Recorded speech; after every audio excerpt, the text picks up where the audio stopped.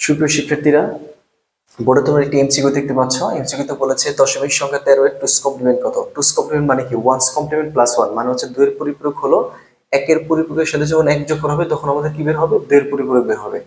এখন 13 হচ্ছে কি ডেসিমেল সংখ্যা, কিন্তু আমাদের অ্যান্সার কি দিয়েছে? বাইনারিতে। অবশ্যই তাহলে 13 কে বাইনারিতে কনভার্ট করতে হবে।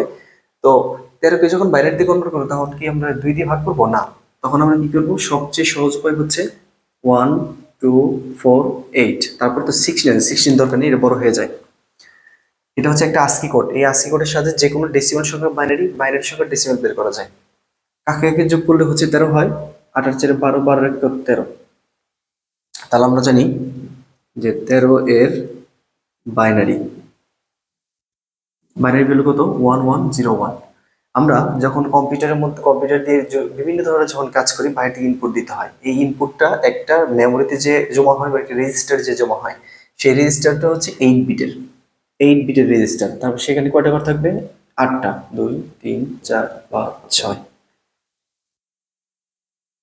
8টা ঘর থাকবে। 0 থেকে 1 2 3 4 5 6 7।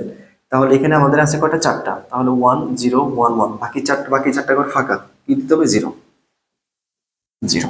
তাহলে 8 বিট রেজিস্টার 1 2 3 4 1 1 0 1। এখন যেহেতু 2 এর পরিপূরক বের করতে বলছে, তাহলে কি করতে হবে? অবশ্যই 1 এর পরিপূরক বের করতে হবে। তাহলে এটার 1 এর পরিপূরক বের করে ফেলি। 1 2 3 4 1 1 0 1, এত এর ওয়ান্স কমপ্লিমেন্ট কত? 1 2 3 4। ওয়ান্স কমপ্লিমেন্ট মানে কি? 0 কে 1, 1 কে 0 করার প্রক্রিয়াকে কি বলা হয়? Once complement. তাহলে এখানে ডাবল 1 আছে, ডাবল 0, এখানে 0 আছে 1, এখানে 1 আছে, এখানে কি 0। এখন 2 এর পরিপূরক, তাহলে এত এর টুস কমপ্লিমেন্ট কত হবে? একদম ডান পাশে 1। তাহলে 0 প্লাস 1 কত? 1। এই 1 0 0 1 2 3 4। তাহলে 1 2 3 4 0 0 1 1। তাহলে আমাদের হচ্ছে এটা অ্যান্সার।